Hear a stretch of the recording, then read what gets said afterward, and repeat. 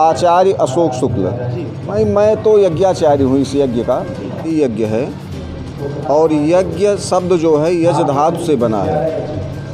श्रद्धापूर्वकम देवानाम पूजनम इति यज्ञ पदाभिधेयम। यज्ञ से देवता प्रसन्न होते हैं और यज्ञ से जैन सद अनुष्ठानेन अस्माकं भारत राष्ट्रम समुन्नतम जायते स यज्ञ पदाभिधेयम। जिससे हमारा राष्ट्र भारत जो है उन्नति को प्राप्त हो वो यज्ञ कहा जाता है। और यज्ञ से जो है वृष्टि होती है, जिससे अन्न पैदा होता है और अन्न से प्राणियों की रक्षा होती है। तो इस यज्ञ का जो सद उद्देश्य है विश्व में धर्म की संस्थापना हो, विश्व में सनातन धर्म का अभ्युदय हो, लोग देवत्व को स्वीकार करें, लोग आस्तिक बने।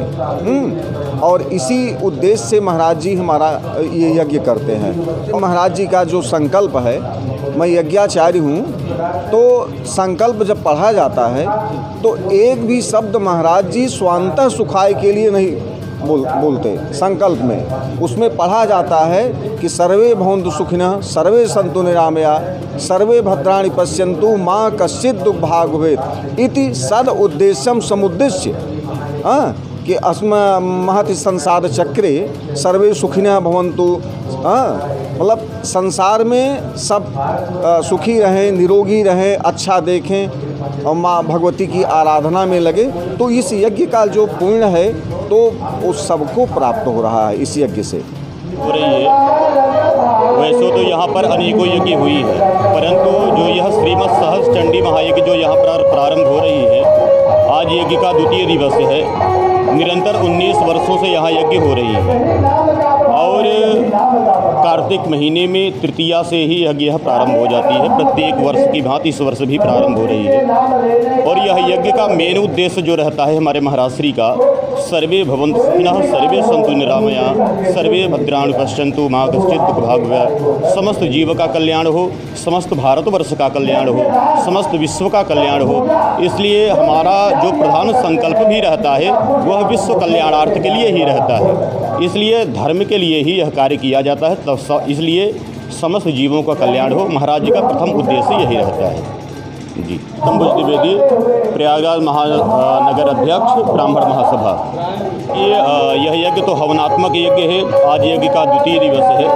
कल यज्ञ के तृतीय दिवस में अग्निमंथन के द्वारा, अरणी के द्वारा अग्निमंथन प्राकट्य होगा और कल से हवन प्रारंभ हो जाएगा।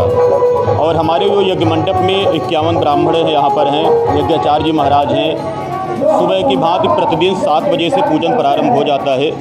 4 बजे से प्रातः वंदना होता है, मंगलाचरण के बाद 8 बजे से अपना पूजन की प्रक्रिया प्रारंभ हो जाती है, जो मध्याह्न काल में 1 बजे तक चलती है। मध्याह्न काल में 1 घंटे का विश्राम, इसके बाद पुनः 2 बजे से प्रारंभ होता है। 2 बजे के बाद से 6 बजे तक का अपना यह प्रोग्राम होता है। और कल से अपना चूँकि अग्निमंथन होगा, अग्निमंथन द्वारा अग्नि का प्राकट्य होगा और कल से हवनात्मक होगा। First meeting part, second meeting अपना हवन का कार्यक्रम होगा जी। कल्याणार्थ चलने वाली श्रीमद् सहस्त्र चंडी महायज्ञ विगत 18 वर्षों से चल रही है। इस बार ये 19वां सहस्त्र चंडी महायज्ञ है और इसका मुख्य उद्देश्य जो है वह यह है कि हमारे भारतवर्ष के सभी चातुर्वर्ण सहित समस्त जगत के जीव एवं समस्त ब्रह्मांड में जितने भी जीव ब्रह्मा की सृष्टि में हैं, सभी के कल्याणकारी हेतु ये अनवरत अब तक यज्ञ चल रही है। इस यज्ञ में प्रयाग एवं काशी से अनेक प्रकार के विद्वानों को बुलाया गया है और अभी जो है स्वामी नृसिंह पीठाधीश्वर श्री स्वामी सुदर्शनाचार्य जी अभी रास्ते में हैं, आ रहे हैं। और कल जो है अग्निमास है तो कल से आहुति भी हो जाएगी, क्योंकि हवनात्मक यज्ञ चलती है।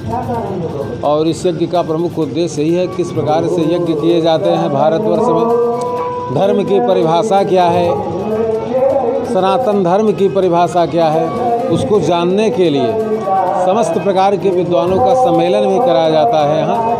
और वो भी 31 तारीख तक संभव है। 2 तारीख तक चलने वाला ये 9 दिवसीय यज्ञ है। जिसमें 1100 दुर्गा सप्तशती के पाठ और श्रीमद् देवी भागवत महापुराण और भागवत महापुराण की भी पारायण चलने का काम कि आप अपनी मीडिया के द्वारा, क्योंकि हमको लगता है कि भारतवर्ष में किसी एक स्थल पर अनवरत अपने समय पर चलने वाली यज्ञ, एक समय से चलकर एक समय समाप्त होने वाली ये 19वां यज्ञ, ऐसा हमको लगता है भारतवर्ष में तो कहीं नहीं। संदेश यही देना चाहेंगे कि सत्य सनातन धर्म का पालन करें और प्रकृति ने जो आचरण बनाए हुए हैं, यज्ञाद भवति पर्जन्यः पर्जन्याद अन्न संभवः अन्नाद भवन्ति भूतानि यज्ञ कर्म समुद्भवः। यज्ञ के कार्य में संलग्न होकर के और यज्ञ की परिक्रमा इत्यादि करके और अपने जीवन को और अपने परिवार को, अपने देश को, अपने राष्ट्र को समृद्धशाली बनाने का काम।